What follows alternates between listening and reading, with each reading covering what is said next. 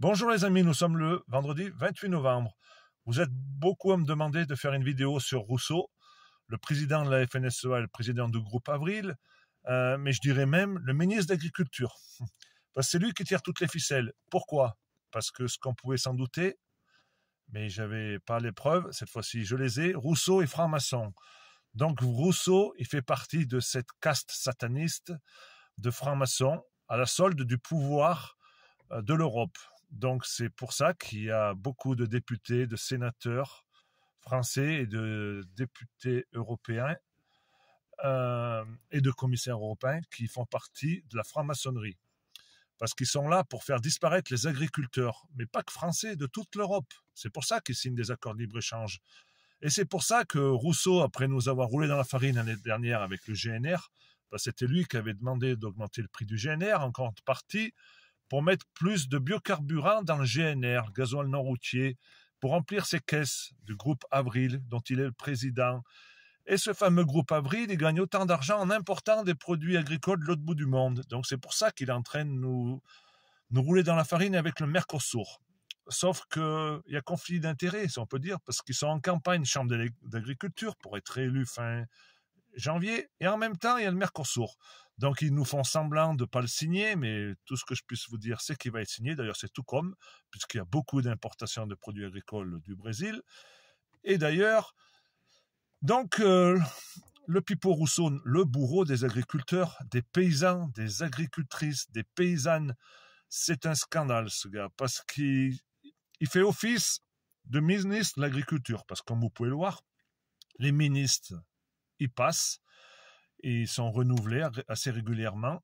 D'ailleurs, ça devrait de nouveau changer assez rapidement. Et Rousseau est toujours là. Donc, c'est lui qui les nomme, c'est lui qui est en connivence, il fait de la cohabitation avec eux, c'est de la consanguinité. Tout ça pour faire croire qu'il défend les paysans, mais non, on sait très bien maintenant qu'il les défend plus. Donc, il y a beaucoup de JA qui m'appellent et qui me disent « Seb, qu'est-ce qu'il faut faire ?» Parce qu'on en a marre d'aller avec la FNSEA, les JA. À 5 heures le soir, il faut rentrer à la niche avant la nuit. On y va, on mange des bonnes merguez, on boit de la bière, mais au final, ça n'avance pas. On l'a vu l'année dernière, comme ils me disent, tu avais raison, ça n'a servi à rien. C'est lui qui siffle la fin de la récréation. Le ministre de l'Agriculture, M. Rousseau, Franc-Mac. Donc, il faut faire autrement.